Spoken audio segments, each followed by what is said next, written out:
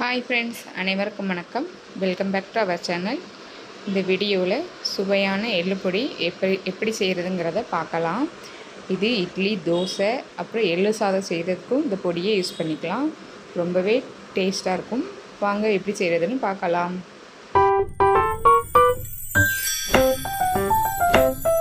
அடுப்பில் ஒரு கடாய் வச்சுக்கலாங்க. நீங்கள் எதில் வேணாலும் அளவு எடுத்துக்கிடலாம். நான் ஒரு கிண்ணத்தில் ஒரு கிண்ணம் எள்ளு எடுத்திருக்கேன். அதை மிதமான சூடில் நல்லா பொரிஞ்சி வர வரைக்கும் வறுத்து எடுத்துக்கிடலாம். எண்ணெய் சேர்க்கக்கூடாது. எண்ணெய் சேர்க்காமல் பக்குவமாக நல்லா வறுத்து எடுத்துக்கோங்க. கருக விட்டுறாதீங்க.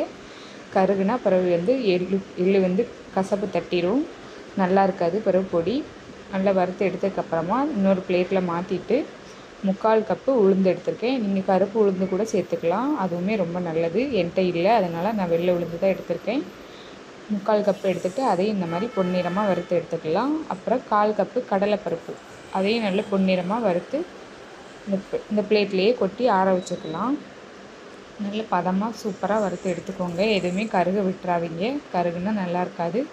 அதே கடாயில் ஒரு கொத்து கருவேப்பிலையும் வறுத்து எடுத்துகிட்டு இப்போ கொஞ்சமாக எண்ணெய் சேர்த்து ஒரு 10-12 காஞ்ச மிளகாய் நல்ல காம்புகளோடையே சேர்த்துக்கோங்க. அதுக்கப்புறம் அரைக்கும் போது அதை ரிமூவ் பண்ணிக்கலாம்.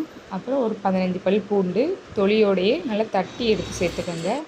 அதை நல்லா வறுத்து எடுத்துகிட்டு இப்போ நல்லா க்ளீனாக இருக்க மிக்ஸி ஜாரில் தண்ணியே இருக்கக்கூடாது, ஒரு சொட்டு கூட. அப்படி ஈரப்பதமாக இருந்ததுன்னா ஒரு காட்டன் துணியை வச்சு நல்லா தொடச்சிட்டு அதுக்கப்புறமா சேர்த்துக்கோங்க.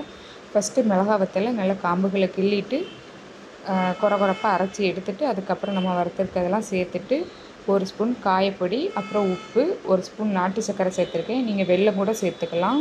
இந்த மாதிரி பக்குவமாக அரைச்சி எடுத்து பதமாக காய்ச்சி போகாத நல்ல ஏர்டைட் கண்டெய்னர் பாக்ஸில் போட்டு ஸ்டோர் பண்ணி வச்சுக்கோங்க. இது பொடி தோசை, நெய் தோசை, முட்டை பொடி தோசை எல்லாத்துக்குமே சூப்பராக இருக்கும். இந்த வீடியோ பிடிச்சிருந்தா மறக்காமல் லைக், ஷேர், சப்ஸ்கிரைப் பண்ணி சப்போர்ட் பண்ணுங்கள். தேங்க்ஸ் ஃபார் வாட்சிங். பாய்.